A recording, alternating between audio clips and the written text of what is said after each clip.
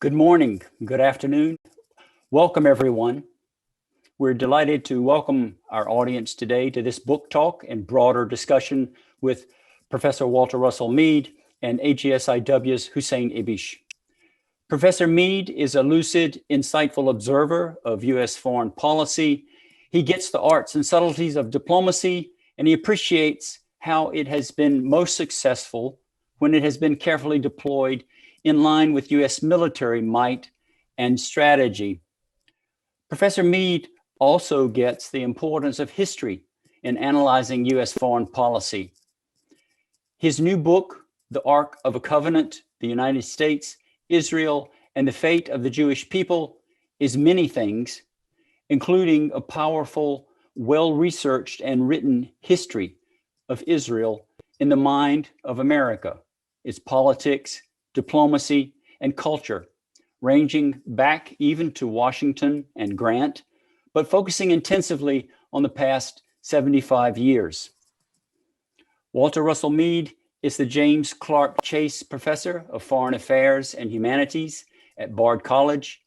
He's also a Distinguished Fellow in American Strategy and Statesmanship at the Hudson Institute. He has authored numerous books, including God and Gold, Britain, America, and the Making of the Modern World, as well as the widely recognized Special Providence, American Foreign Policy, and How It Changed the World. Walter is also a Global View columnist at the Wall Street Journal. He writes articles, book reviews, and op-ed pieces for Foreign Affairs and other magazines and newspapers. He's been a finalist for the National Magazine Award for Essays and Criticism. Hussein Ibish is Senior Resident Scholar at the Arab Gulf States Institute in Washington. He writes regularly for AGSIW's website and is a weekly columnist for Bloomberg and The National, published in the UAE. Hussein is also a regular contributor to many other US and Middle Eastern publications. He's made thousands of radio and television appearances and was the Washington, D.C. correspondent for the Daily Star out of Beirut. Hussein is the author of numerous books and major studies, including What's Wrong with the One-State Agenda, Why Ending the Occupation and Peace with Israel is Still the Palestinian National Goal. Hussein, with that introduction, I'm going to turn it over to you and just remind our audience that they can ask questions through the Q&A function. Hussein, over to you for this discussion.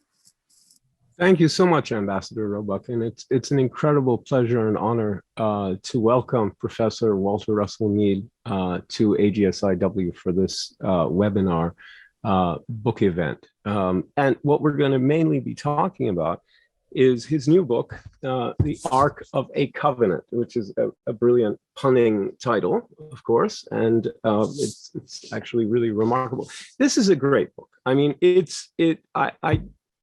there are many books tracing the U.S.-Israel relationship, but this book focuses on what Professor Mead does best, which is to examine the forces and political, social, economic, and other factors that go into shaping U.S. foreign policy. And, I first became aware of him, probably about 14, 15 years ago when I read an essay he wrote about the U.S. policy towards Jerusalem and how and why it was what it was. And I recognized in it immediately the virtue of truth. I said, this is sort of so obvious and so obviously correct that it really made me think twice. I don't think I was attached to any other model particularly, but I didn't have a working hypothesis about how and why it came to be what it was. And I thought this was remarkably good. He's especially known, as Bill was saying, for Special Providence. And what that book does is trace the broad arc of American foreign policy and posits four enduring orientations: the Wilsonian, the Hamiltonian, the Jeffersonian, and the Jacksonian. And I think in the era of Donald Trump, in particular, the Jacksonian model, which seemed to be something that was maybe no longer relevant, reasserted itself in a very dramatic way. Now, I think in some very interesting ways, the Ark of a Covenant is sort of deeply connected to special providence and picks up in many ways on the style of special providence. And I want to ask him about that. And is sort of an applied version of the methodology in special providence in a certain sense. And so I want to begin by asking Professor Mead why he came to write this book. It's a very big project. You suggested in the book it took you over 10 years or about 10 years to do. How is it that you came to tackle this colossal topic? Well, Hussein, first of all, let me just say thank you, and thanks to the Arab Gulf States Institute for hosting me. It's great to be here, and this is great to connect with the audience, and I really appreciate everyone who's logged in to watch us and who maybe will see this program in the future. I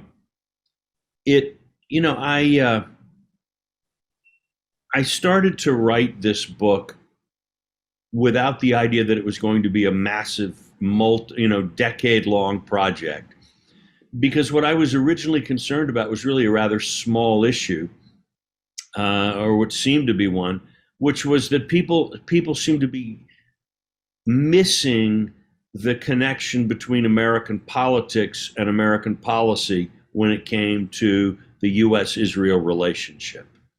And the thing that struck me the most was both in the U.S. and abroad, you had so many people during the George W. Bush era, and that's how long I've been working on the book, who were convinced somehow that George W. Bush's policies in Iraq and elsewhere represented the power of, quote, the Jews on American foreign policy.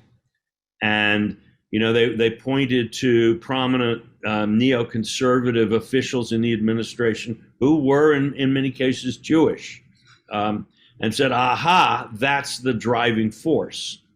But if you look at the electoral data and so on, what you find is that large majorities of American Jews voted against George W. Bush, and the large majority of money from Jewish campaign contributors went to George Bush's opponents. So the fact that people were attributing American policies to a group of people actually who rather strongly opposed those policies was, I thought, interesting and worthy of study. And then, of course, as I got into this, what I found was that the more I write at one point in the book that Israel occupies a speck on the map of the world, but a continent in the American mind. And there are so many ways there's so many roles that Israel has played in the American imagination going back centuries. And in some ways, American attitudes toward Israel are tied up with deep questions of American identity, that I realized this was a real opportunity to explore some of the most important and interesting questions about American foreign policy overall. Then, I'm now writing a much bigger book than I expected, but enjoying it. But then what I find is that the mistake that so many writers on this subject have made is to write about the U.S.-Israel relationship as if the U.S. and Israel were the only two entities in the room, that all the American presidents were thinking about was Israel. But actually, American policy toward Israel, like all American foreign policy, is a mix of global and particular concerns. So you can't understand the long and extremely complex story of U.S.-Israel relations without understanding what was America thinking about the Middle East as a whole. And you can't understand that unless you have a vision for what was American global strategy at the time, and what was the role it saw for the Middle East, and how did it see Israel as either an obstacle to be moved or an asset to be deployed in that. And that requires you kind of to write an intellectual history of American foreign policy in the 20th century, which, Hussein, as you know, I ended up doing in this book. No, you did do it, and I think what I've always found in reading your work, which now I've read, I think most of it at this point, the major essays and books that you've written, is that you're sort of the preeminent scholar, I would say without doubt, of exactly what I said before: how and why American foreign policy comes to be what it is. What were the factors, the domestic factors that made U.S. policy and drove the policy debate over the centuries, and you draw lines, that and the trends that are persistent, and others that come and go and are transient and are tied to specific moments in time. It's the Cold War, for example, which is a very obvious example of a period where, say, the Jacksonian orientation, with its sort of isolationist tendency, or however you want to put it, was really not viable at a national level because the consensus about the nature of the threat of the Soviet Union, so that's one example. But in this book, to come back to the first thing you were saying, I think some reviewers have noted the core that you mentioned, which is a pushback against a theory that you have two big analogies in this book that are completely original to you. The Vulcan analogy, where you talk about the search for the planet Vulcan, which some people thought should have existed because of other, because it would explain things that they were trying to explain. And in fact, this planet did not exist because the model was wrong, right? And you compare that to those who were trying to explain U.S. foreign policy by attributing it to Jewish power in the United States, right? And it's a very good analogy. It works perfectly. It's great. You have a second analogy, the Great MacGuffin, which is borrowed from Hitchcock, which is about the peace process, which I think is less sturdy ultimately, and we can talk about that a bit later. But I want to come back to the Vulcans, because the Vulcan analogy is just works perfectly. So to what extent, I want to just bluntly ask you, to what extent were you initially driven to push back against Walter and Mearsheimer, these two prominent political scientists who wrote this wretched book, The Israel Lobby, which even at the time was obviously wrong, because its primary thesis was the Jewish lobby was responsible for the invasion of Iraq. But everyone who knew about the Jewish lobby realized that if they were going to dictate a war, it would have been against Iran and not against Iraq. It made no sense. In addition to which, they seemed utterly oblivious to the great diversity of opinion within the Jewish community. And as you say, the fact that they were not supporters of the Bush administration at all. So the whole thing was a shambles and sort of self-evidently wrong. So I just want to bluntly ask you, to what extent did you begin by wanting to push back against the way in which those two eminent professors, at least at the time eminent, they may have damaged themselves beyond recognition because of it, but mainstreamed this paranoid idea about dominant Jewish power? Well, look, I think I don't want to give them too much credit here. They didn't originate the idea that the Jews are responsible for America's Israel policy. You can find William Fulbright said this. Yeah. John Foster Dulles. So there are lots of people who kind of jump to this conclusion. I think, in a sense, for their thought, and as you know, Hussein, I feel that there's this is obviously such a heated topic and such an emotional topic that it's almost ground zero for cancellation in American politics. And people want to cancel someone for being too pro-Palestinian or too pro-Israeli, or whatever it may be. And I'm trying to move us in a different direction. So I'm not trying to personalize this, and also not trying to attack people's characters. Well, so I was impressed by the extent to which you don't mention them much. I think once or twice. So it's obviously not personal, and it's obviously not about them. I'm just wondering if you thought that was an inflection point. I thought that less its reception in the United States, because in fact, you know, for the reasons you cite, I mean, let's just say there's no one in Israel who believed for a second that the reason Iraq was anti-Israel was because it wasn't democratic. And that if you simply got rid of Saddam Hussein, you would have a pro-America, pro-democracy, pro-Israel Iraq. That was a special feature of American neoconservatism, had no grounding in Israeli thought at all. So these were homegrown tendencies here. And it was a MacGuffin fed to them by Iraqis who wanted, you know, an invasion. Well, you know, exiles are very good at, actually, many people are good at telling you exactly what you want to hear when you're powerful. Yeah. And I think a persistent failure of American diplomacy is a failure to understand the extent to which other people are trying to use your own beliefs and ideals and self-image, distorted as it may be, to lead you down the garden path in various ways. So, yeah, you know, it was a factor, but it was more the worldwide reception. You know, anti-Semitism is, like all forms of hatred, is a bad thing, a moral evil in and of itself, and it hurts innocent people.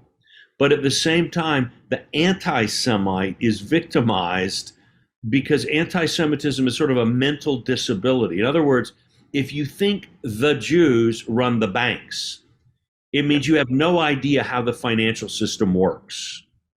If you think the Jews run American politics, you stop thinking about American politics or foreign policy or whatever it may be. So there's a sense in which, you know, the anti-Semite is as much a victim of this prejudice as the Jew. And also, as you know, I note in the book that very often the blindness that anti-Semitism has imposed on its enemies has actually been a major strategic asset for the state of Israel, which it hasn't hesitated to deploy. Right, absolutely. And there's a on the other side, there's this what gets called Orientalism or kind of what you call anti-Arab or Islamophobic bigotry. Which exists in all forms. I think a very good example of it was Michael Moore's movie, Fahrenheit 9/11, which posited a Saudi plot and at the very highest level, and you know, that blamed in effect the invasion of Iraq on Saudi Arabia, which is equally absurd. I think that's right. Even maybe if anything, a little more. And the whole thing was an attempt by the Bush clique to cover up, to attack Iraq in order to cover up their ties to the Saudi. And there's this passage, there's this montage in the middle of Fahrenheit 9/11. It's a Brechtian montage.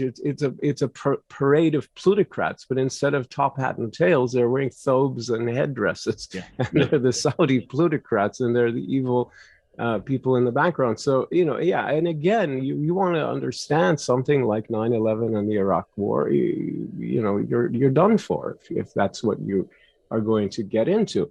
So let's talk a little bit more about the Vulcans. The Vulcan idea pushes back against this very deep tradition that you are not the first to explain by any means, but that you tie to policy in a sort of uniquely deft and despite the size of the book, it's a fairly quick stitching of the history of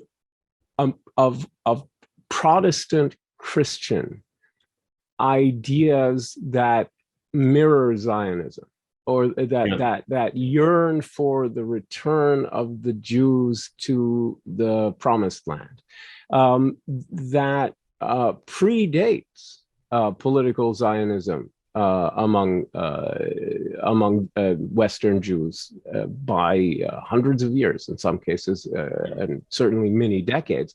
And it was very present in the United States and in Britain and in Germany and in other parts of Protestant Europe, and that laid the backdrop for a real interest, a receptivity to Theodor Herzl's ideas in, say, for instance, in parts of Germany that absolutely took him aback, that shocked him about how easy it was to push on the door, the open door, that he thought he was going to have to bash it down, and just opened wide for him.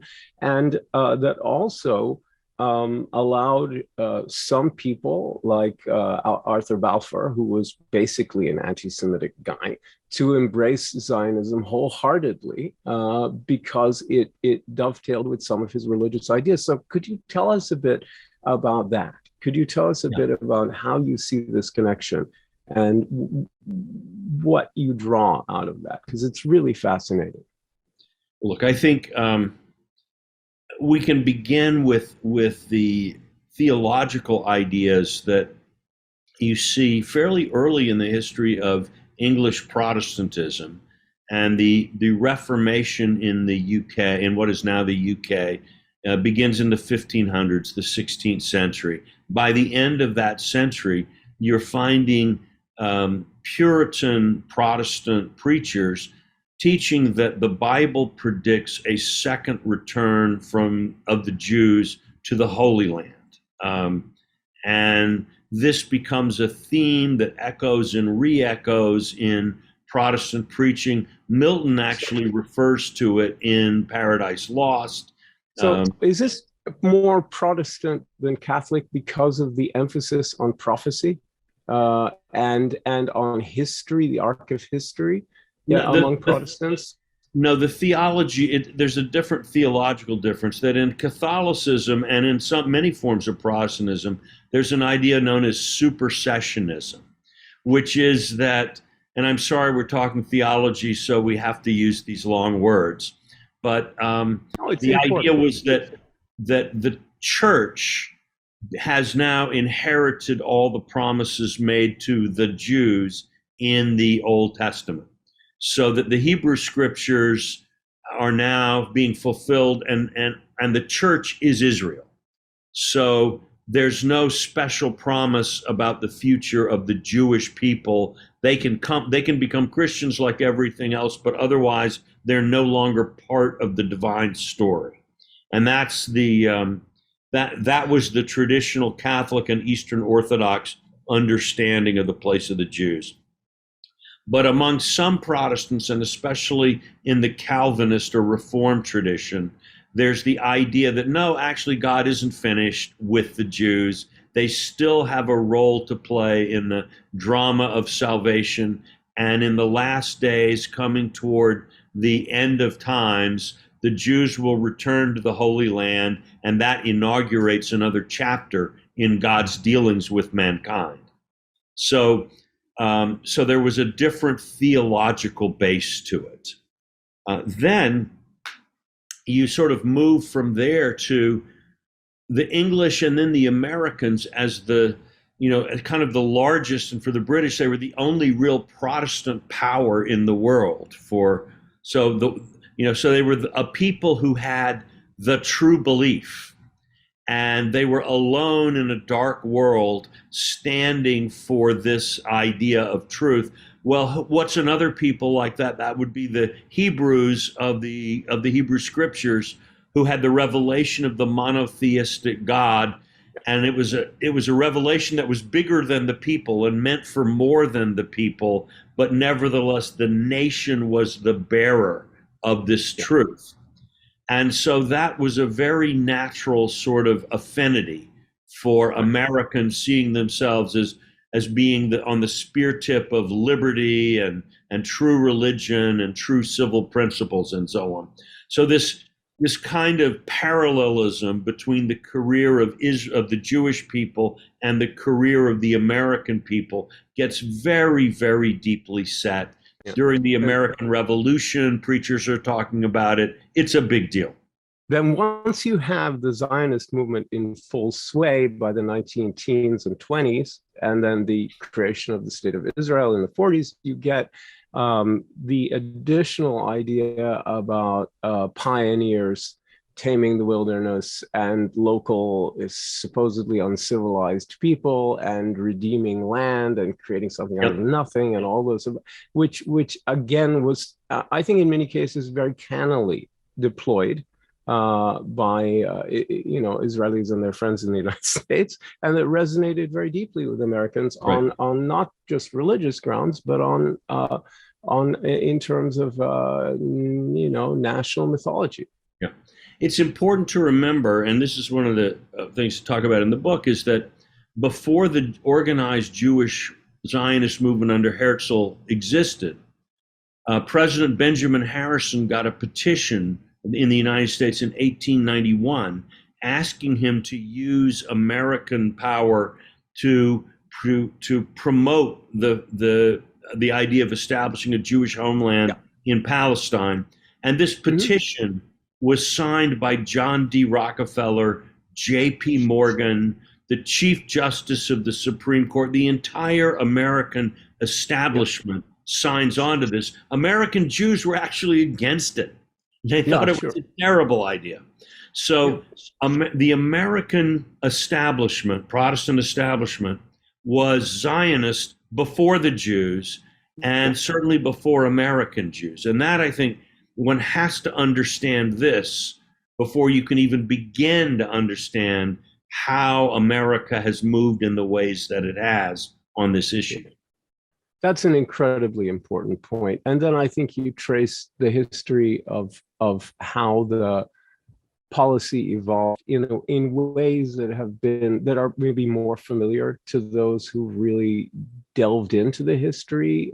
So, for example, you talk about how Joseph Stalin was made more important than Harry Truman in the establishment of the State of Israel, even the American recognition of the State of Israel. All of that is really sort of brilliantly recounted in your book.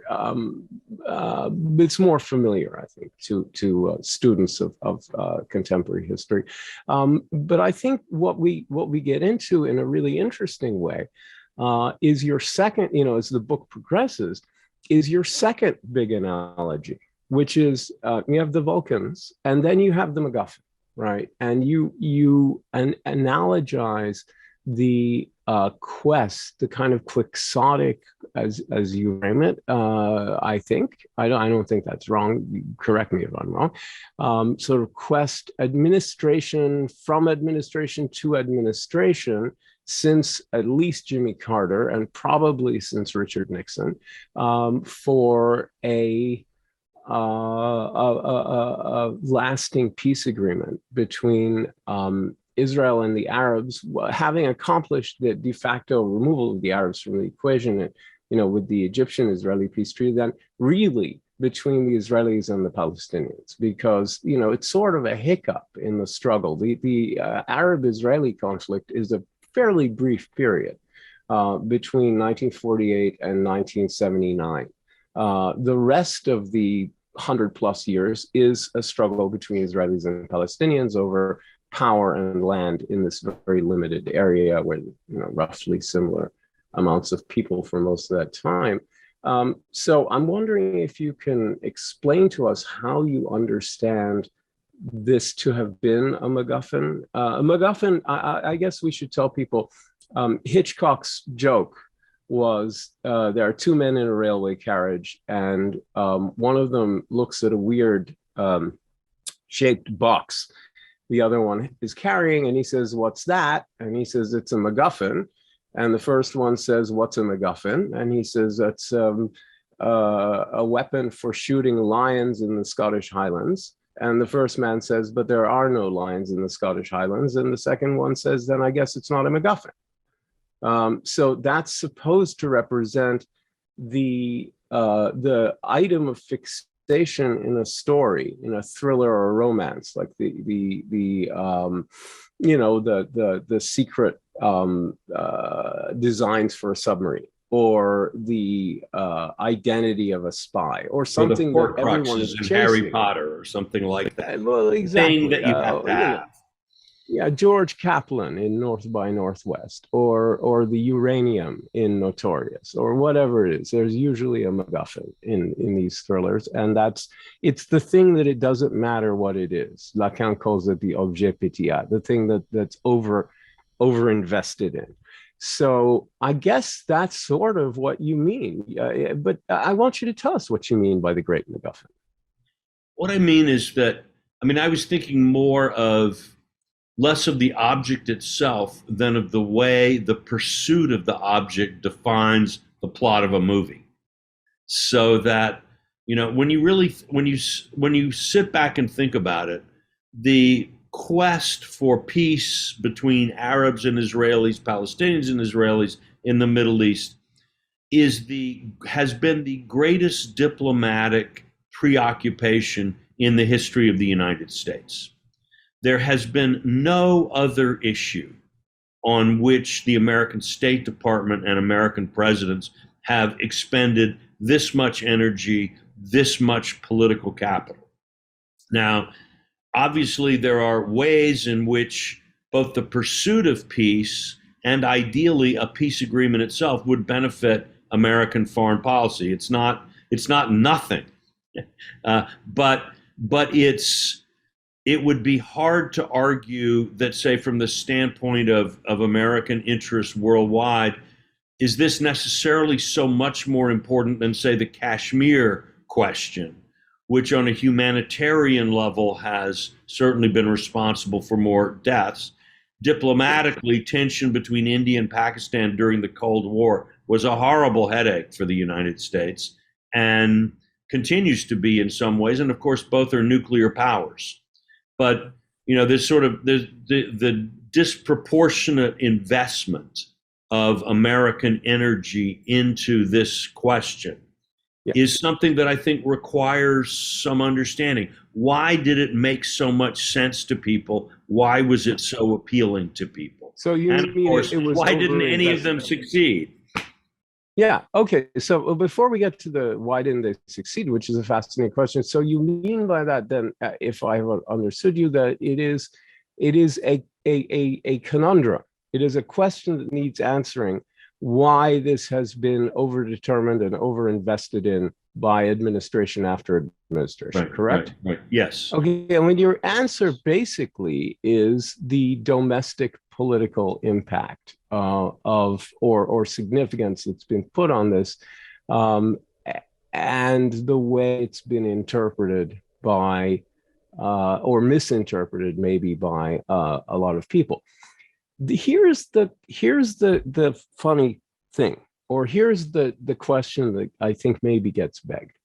You've got people on the paleoconservative and neo-isolationist right, and for a longer time, or more loudly, maybe in a way, I don't know, maybe not.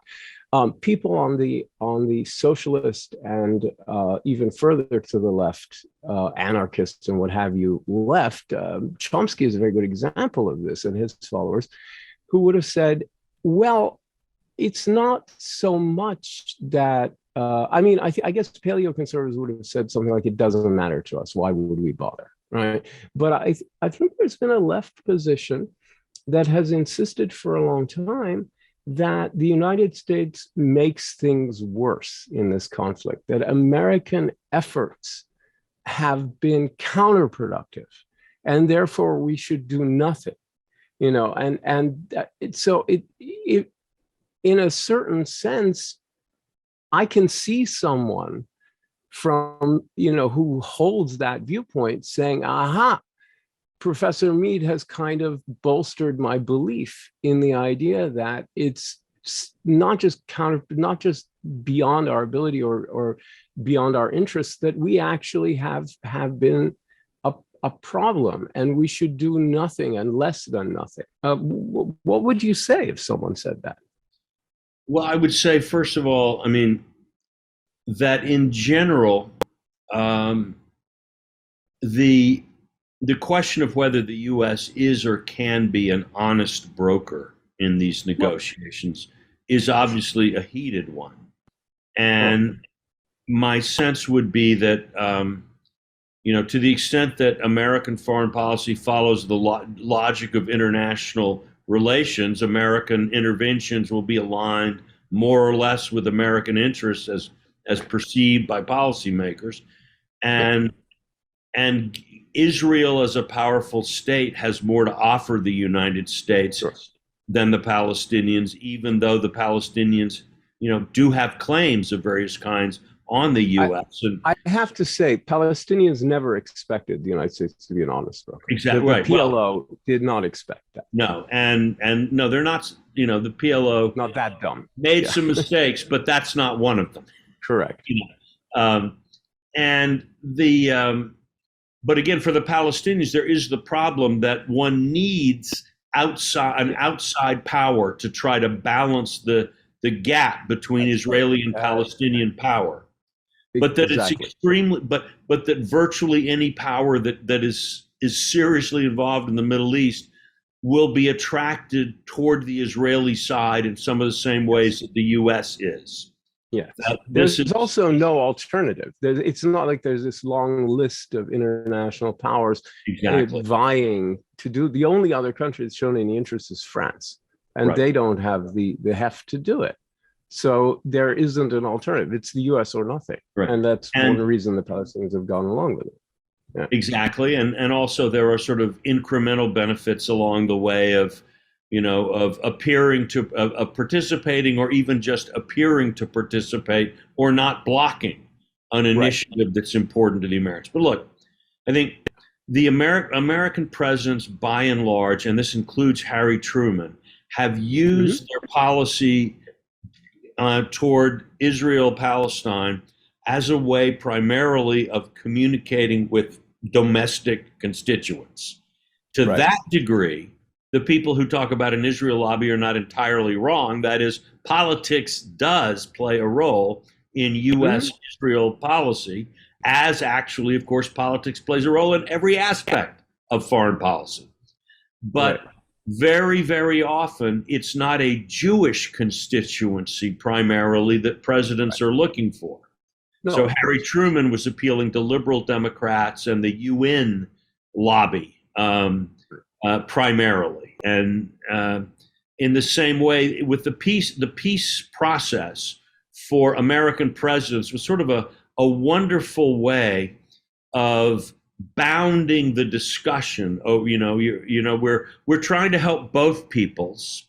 We're trying to get peace, which will benefit everyone. Peace will be good for Israel, and peace will be better for the Palestinians than what they've got. So here's a consensus.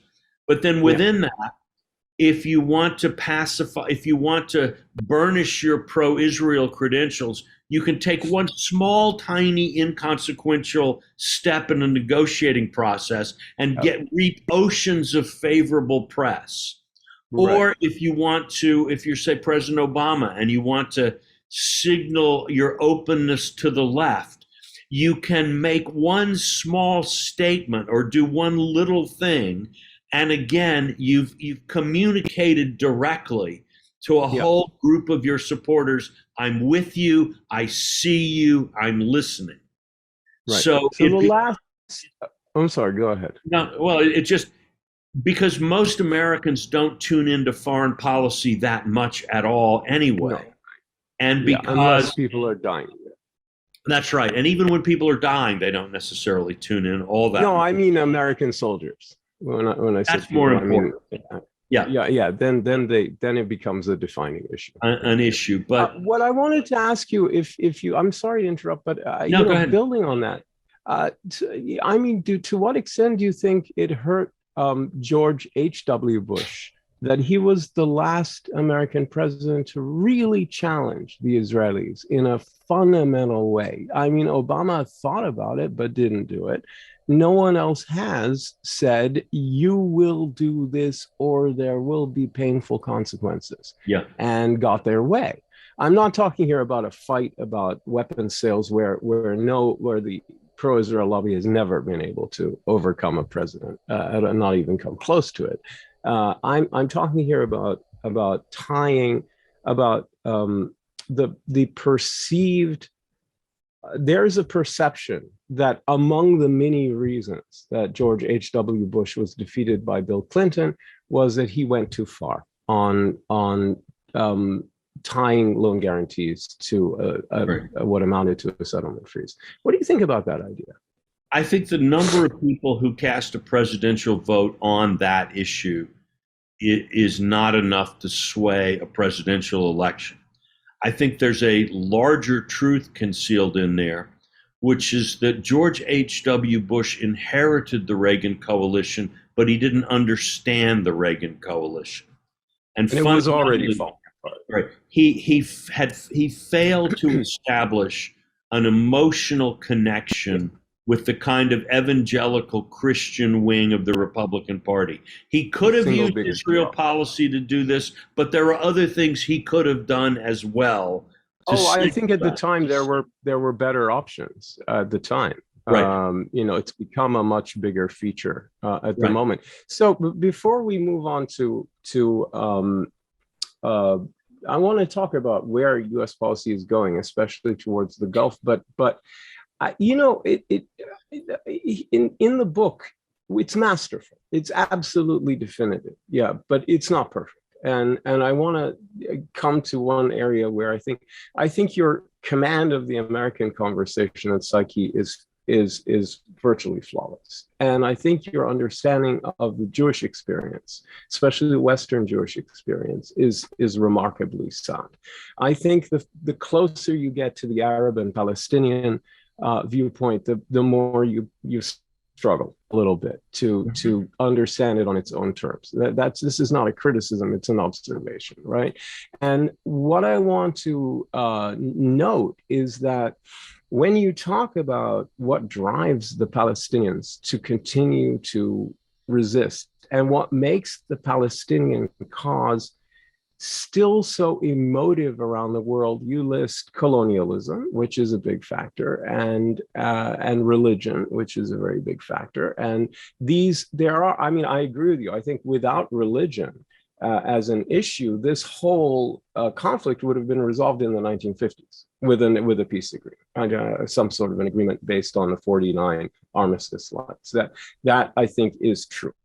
So it's everyone over-investing all over the world in this conflict and turning it from a small thing into a global thing. But there's no mention, as far as I can tell in your book, of the single biggest issue for Palestinians, which is citizenship, which is the fact it's not just that the power asymmetry is unbridgeable without a third party, and the third party doesn't want to play that role, and no third party is going to want to play that role because it's going to be attracted by the power of Israel. And you're absolutely right. But the second thing is that the victor in this, it's putative victor, right? The greater power cannot extend citizenship to the great mass of the defeated, and it will not allow it independence that is, real independence either. And so you get this situation where you talk about Tibetans, but Tibetans, at least in theory, are citizens of China. Others are, they're second-class and third-class citizens, but this is a pretty remarkable thing. The lack of the statelessness of the Palestinians, most of whom are not refugees, in the greater Israel, is a unique thing. And people around the world are driven by this as a moral cause that I don't think shows up in your book. And it's why people compare it to segregation. People, including Condoleezza Rice, I might add, and others. I think John Kerry did too, and others more controversially, and I think, in a strategically dumb way, to apartheid. But it's sort of intellectually justifiable. This doesn't really this isn't acknowledged enough in your account, in my view. I mean, that's an interesting point. I think probably because I don't disagree with you that the need for citizenship for Palestinians is real and legitimate and a major driving force. I think when I talk about it in the book, it's mostly subsumed in a discussion of the two-state solution and the quest for a Palestinian state, which is sort of meant to capture that. And, again, in other things that I've written, part of the problem as I see it is that even a Palestinian state on the West Bank plus Gaza, what does that do for the Palestinians in Lebanon and Syria? It's, every Palestinian should be a citizen of something and should have a passport and full. Theoretically, it would give them a place to go where they could be first-class citizens. Now, it's not return the way Israelis see a return. Right. It's different because the Palestinian return means to a house that doesn't probably exist anymore. But it would be a refuge. Right. But there aren't that many of them. There's about 180,000 Palestinians left in Lebanon and less in Syria. The overwhelming majority are in Israel in the occupied territories or Jordan, where they mostly are. I thought the diaspora was a bit bigger than that, and you might be able to correct me, but I thought there were several hundred thousand. Yeah.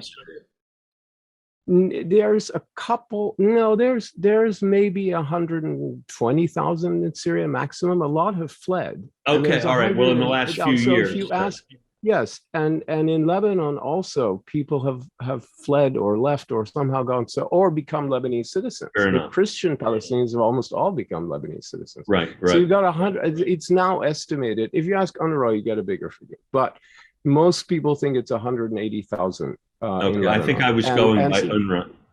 The big majority of Palestinian refugees are in Gaza, in the West Bank, right. Or in Jordan, where mostly they are citizens. So right. I think that's sort of maybe missing, and I think it's a driving force behind pro-Palestinian sentiment that I wanted to raise that. Okay, I just, when I've talked to people in America and elsewhere who are engaged in this issue from the Palestinian side, I don't hear that as often as the sort of thing that they lead with, or you know what I mean? Yeah, of course, because what you're going to get is the narrative. What you're going to get is the history of the pain of my people. But I think the thing that sort of is the kind of what gives this Palestinian issue its preeminence especially on the left in moral thought is the fact that these people are not citizens of anything, and I wouldn't underestimate that. Mm-hmm. So that's the point I'm kind of making here. I also, want to ask you now about, where U.S. policy is more broadly, first towards Israel and the Palestinians, and then I want to extend it to other aspects of U.S. Middle East policy. Well, I would say generally that U.S. policy toward Israel and the Palestinians right now is rather quiet, in that the Biden administration sees so little prospect of gains of success in launching any kind of negotiated effort, that they're looking to stay out of it rather than to jump into it. And at the same time, they want to rebuild the U.S.-Palestinian relationship without damaging the U.S.-Israeli relationship, so that we're sort of haggling over things like consulates. And that's small ball politics. They have restored bilateral aid and some other things, so that there have been some changes, but it's overall more one of small steps in a context where big steps don't seem to make sense, is basically where they are there. But again, the overriding question for the Biden administration is Iran in the Middle East. It's not Israel. It's not Palestine. It's what's the best way, essentially, I would say, what's the best way to avoid yet another American war in the Middle East, this one against Iran? The Biden administration, I think, feels with some justification that another war with Iran, whatever the military dimensions of that, would be a political disaster, and it would distract the U.S. from other things. It would probably, I think, break the Democratic Party in two to have another Democratic president involved in this. And it's something Biden himself really doesn't want.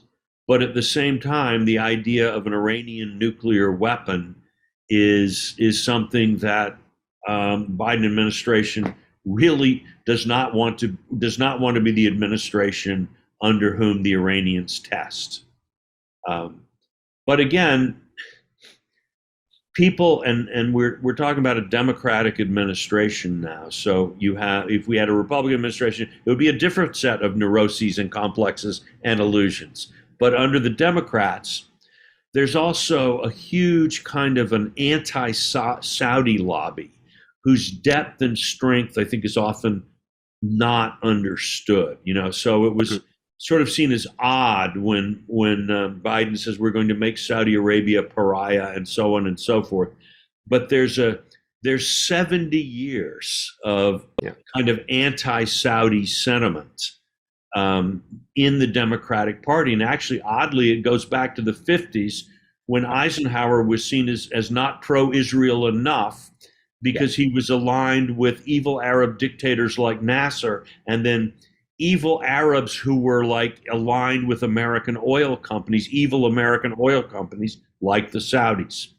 And then it sort of progresses through the oil shocks of the 70s, which created a bitterness among blue-collar Americans that I think is still not fully appreciated as a driving force in American politics.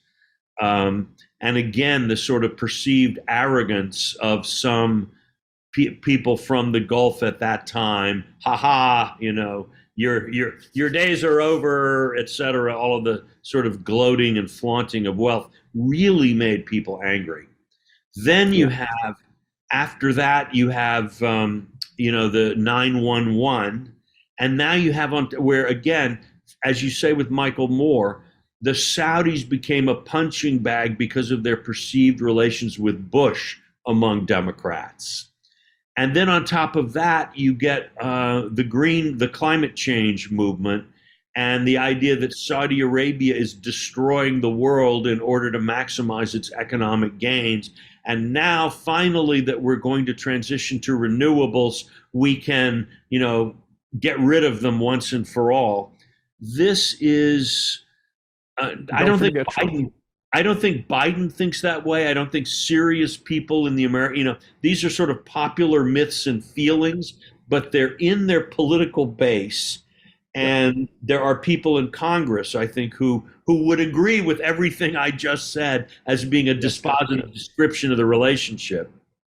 And so they have to think about this. Yeah. And again, so when you have defined the Middle Eastern situation as a binary contest between Saudi Arabia and Iran, there are actually a number of people from the Democratic side who think, well, Iran maybe has more potential on the upside. It may not, I don't see that myself. I mean, I think Iran, under a different kind of government, a lot of really fine things could happen in Iran, but I don't see a lot of sign of that other government approaching. So, a couple things. First, we should throw Trump into the mix in the bill of particulars against the fact That's right. that the Saudis embraced Trump and Trump embraced them was really infuriated a lot of Democrats, especially in the first half of the Trump administration. Right. And they're still mad about it. Right. And also, by the way, the Saudis getting closer to the Russians at the same time they were supporting Trump. Oh, this has triggered a lot of things. Oh, big time. Then I wanted to say that one of the great things in your book is the way you describe much more, I think, deftly than others have, how the left and right-wing positions toward attitudes towards Israel flipped in the United States. So hinging around maybe 1973 or maybe 1982. It's hard to know when it really hinged, but there is a sort of a reversal here with the left embracing Israel on a bunch of grounds that are now subscribed to largely on the right, and the right being critical of Israel in a lot of ways that are echoed now on the left. I think that's exceptionally smart in your book. And the last thing I wanted to, that's not really a question, that's just something I'd like to suggest people look at when they look at your book. I wanted to ask you to talk a bit more about where the Biden administration finds itself on Iran, because the negotiations to revive the JCPOA do not appear to be working. Iran does not appear to be interested in a deal. They are not taking the offer of compliance for compliance. They're saying no, they want something else. Whatever else it is keeps changing, but they want something else. At the same time, the Gulf countries, UAE and Saudi Arabia, don't seem to be saying yes to the American suggestion of a concerted effort to get closer to the Israelis in a kind of loose anti-Iranian coalition. That may actually be happening on the ground in some interesting ways, but the answer has not been a definitive yes at all. And in fact, it's a sort of implicit no in a way. There's evidence on both sides. What do you make of where the Biden administration finds itself? I mean, am I right? And please correct me if I'm wrong. Well, I think, you know, my sense right now, if I had to guess, is that the Iranian position is that they want the JCPOA talks to fail, but they want to make it look, but they want it to be America's fault, or at least be able to plausibly say that. And for them, the status quo is not so terrible. They're continuing to make progress on all fronts on their nuclear development program. The economic pain is real, but it does tend to concentrate power in the hands of the ruling regime and its allies. So one can live with that. And obviously its economic constraints have not been such as to significantly limit its abilities to project power in the region. So it's not clear that Iran has an overwhelming urge to change the status quo. And for the Biden administration, I think one of the problems is they don't want to accept that the talks have definitively failed, because then you need another policy, and what would that be? So, you know, in that sense, for the Biden administration, while it's not ideal, and in fact it's worrying, to see how Iran has been using this period of negotiations to build up its nuclear potential. On the other hand, maybe that's, it can't, there's certain concessions it couldn't make to get a deal. It doesn't want to split the Democratic Party. It certainly doesn't want a high profile, difficult vote right before the midterms on something that could make trouble for Democrats in swing states and so on. So it's content, at least for now, to kick the can down the road. As for Arab-Israeli cooperation and their responses to Biden things, I think there is, a certain sense of, why should we help Biden? How much help has he been to us? So that, we'll cooperate or not cooperate, however we think is appropriate, but giving political support to somebody who we don't think is our best friend over there is maybe not the way we want to do that. You know, and this is both with the Abraham Accords and with the Egypt-Israel peace agreement, those were both undertaken as much originally in the region to thwart American plans as to fulfill them. And then it was a sort of a political favor to allow the White House to get in and have a big public signing. So that also that, I think, yeah. Yeah. So it probably, so this, I think, would be one reason. And then again, if I think, and I don't, I can't speak for the Gulf states, but I would think I would want my cooperation with Israel to remain pragmatic, issue focused. And why do I want to sort of highlight it and wrap it up in all kinds of formal structures? That's not what I'm looking for. Right. And I think there's more of a willingness to do that by the Emiratis and the Bahrainis who've actually normalized with Israel. But yeah, the Saudis, maybe you could argue, are getting what they need, what they want already. And so Israel is not going to insist on some kind of formal NATO-style alliance as the price for defending itself against Iran. Right. No, I think that's right. I think the most interesting thing is maybe the cooperation on radars and early warning that's going on between Israel, UAE, and Bahrain. There's this sort of triangle where the Israelis have put a lot of the Iron Dome components that are early warning radar systems in those countries, and there's communication, and that maybe is opening a door. But it's, as you say, I mean, I think that's sort of the point. It's very quiet, right? It doesn't carry the political cost, and it doesn't benefit anybody here. I think that's sort of the key. Correct. And it is as effective as a much more high profile. You lose nothing in terms of pragmatic cooperation by not having a big ribbon cutting ceremony at the White House. Yeah. So I want to, I mean, we're out of time, but I don't want to stop. I want to ask you one more question, and there is flexibility if you're willing to take one more big picture question and give us a nice answer and take your time with it.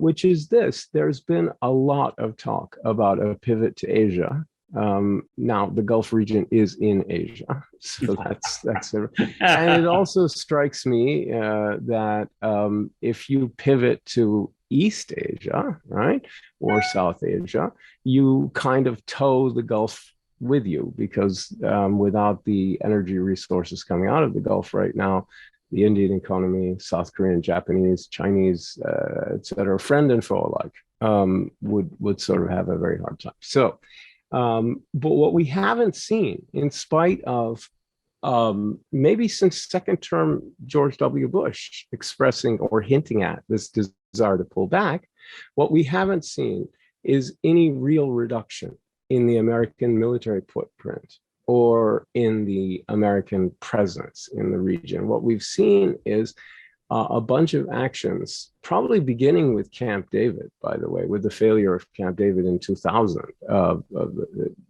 which is something I'm not going to drag us back into that, but I would say that's probably the first indication to Gulf countries that US global leadership isn't what it was cracked up to be. Because from their point of view, that should have been a doable thing, and it wasn't for various reasons. But the fact was, it wasn't.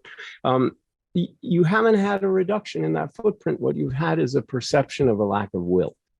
Mm-hmm. And arguably, the Biden administration is trying to restore a sense of will and a sense of consensus in the United States that really doesn't exist. And so I'm wondering where all this is going. I'm sort of just trying to invite you to take a big picture, longer term view. And I'm putting it in the frame of a pivot to Asia that never happens. It's jam tomorrow and jam yesterday, but never jam today. And I'm wondering where you think all of this is going. There is a desire to do more with less, but we still have, the same huge footprint that is inherited from the Iraq era, right? Okay, well, I think, clearly U.S. society and foreign policy are in a stage of transition and debate. we have not resolved among ourselves whether we're going a Biden-esque way into the future or a Trumpy way or some other direction. Hopefully, I personally hope we find another way that is defined by neither of those alternatives. But I think there's also a logic that imposes itself even on a fairly scattered system. One is that the American consensus on China is actually deeper. And so, I mean, when you get down to brass tacks and actions, there is somehow more consensus in the US than at the level of talking heads on cable news or this sort of thing. So on China, I've heard George Soros say he agreed basically with Donald Trump's approach on China. He just hoped Trump didn't go soft. And, so there is a degree of consensus and concern, not necessarily about every possible measure, but about the idea that the relationship with China has fundamentally changed in ways that force us to reconsider our approach and we're still working out exactly what that will look like, but you can see it happening in all kinds of ways. So there's that. The Russian invasion of Ukraine also, in a sense, reminded people that they don't like Putin very much. And that that American security, as it was in the 20th century, does depend to a very significant degree on the balance of power in Europe. And there's I think, the polling on Ukraine is remarkable in terms of the breadth and the depth of support for the US policy and the degree to which high oil prices have not undercut polling support for a strong policy on Ukraine. And Trump, who started off sort of countering Biden instinctively on Ukraine, has had to adjust, which suggests his sense of where his base is at is different. So where I think the Asia debate has to end is that America has to remain a global power. That you're absolutely right that the Gulf and the Middle East is critical to any American strategy in Asia. And it is the energy linkage that makes it primarily so, though that's not the only reason. And on the one hand, the ability of the US Navy, if God forbid there were a conflict between the US and China, to shut off deliveries of oil, food, and other things to China during a war, is one of the principal reasons that smart people in Beijing think war with the United States would be an act of suicidal madness. And that's very important. But also the ability to secure a continuing supply of energy to American allies and trading partners throughout the region, from India to Japan and Korea, remains essential. So my guess is that US attempts to leave the Middle East will fail for the reasons they've failed in the past.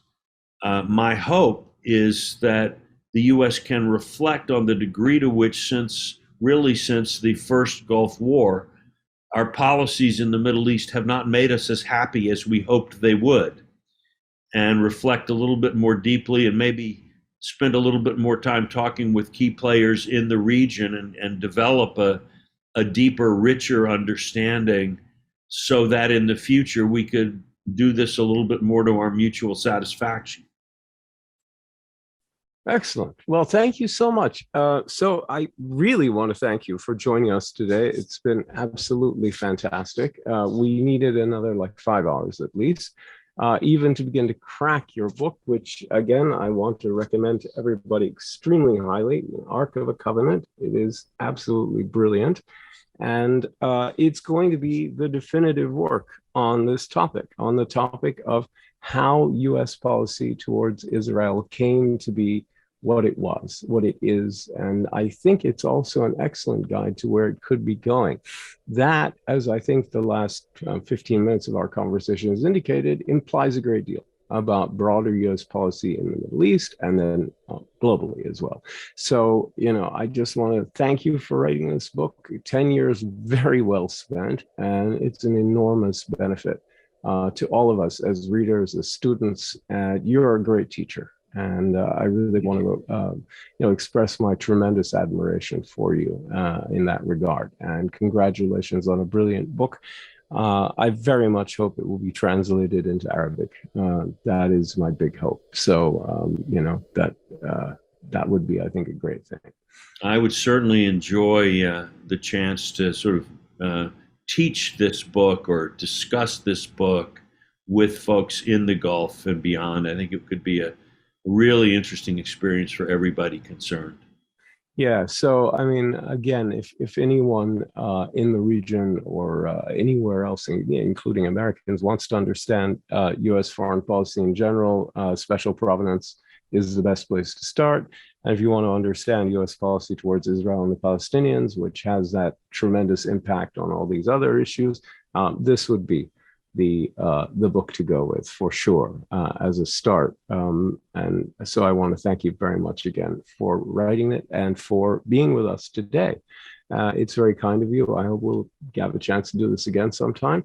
And again, thank you so much. And thanks to everybody for tuning in. We'll have another webinar very, very soon. So thank you again, Professor, and goodbye to everyone.